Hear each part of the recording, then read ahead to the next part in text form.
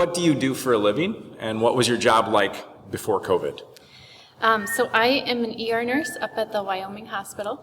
My job was a lot simpler before COVID. We still saw the same patients. We still see the same patients that we do. We see, we see all kinds of patients, from heart attacks and strokes and accidents and respiratory, all of those things we saw before and we still see. But it was a lot simpler before COVID. So now we have to, everyone talks about PPE. So now when we see patients in triage, we have to decide if they have COVID symptoms. But as you probably know, COVID symptoms can be almost everything. So we have to decide if they've got enough symptoms or what symptoms they have. And then we've got a certain area in our ER where we put potential COVID patients. And then that means when we go into that room, every time we go into that room, it takes us about 5 minutes to even get in there, because we have to wear certain masks. We wear 2 masks. We have an N95 that we wear, and then we wear a surgical mask over it. We've got to have goggles on, gowns, all of that every time we go in a room. So it's a little more complicated. So every time you go to work, you know that there's a decent chance that you will be potentially in a room with somebody with COVID, but you also have a lot more of these protections in place. How has that kind of affected the morale, or just in general, what's that like?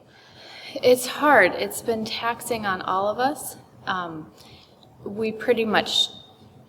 We've been seeing a lot more patients that are asymptomatic as well. So people that don't have any symptoms, who are here for something else, but they get admitted and everyone that's admitted gets a COVID swab.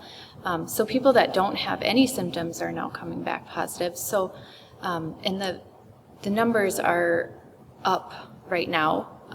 So we don't hear, when someone gets tested, we don't hear about their test results, but we basically know every day that we will have patients with COVID because of where the numbers are right now. So you basically just have to treat everybody like they have it. Right. Okay. And that's why we wear masks and goggles with everyone that we go into, every room that we go into. What do you wish that people who are watching this knew about the medical professionals who are seeing COVID on a daily basis?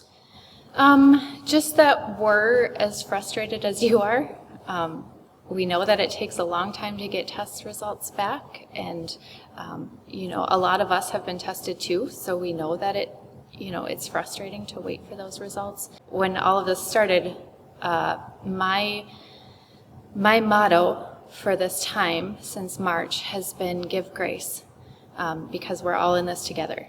What do you have to say to people who might be experiencing mask fatigue or feeling like they just want this to be over? Yeah, I feel the same way. But it is really important. The numbers are going way up right now.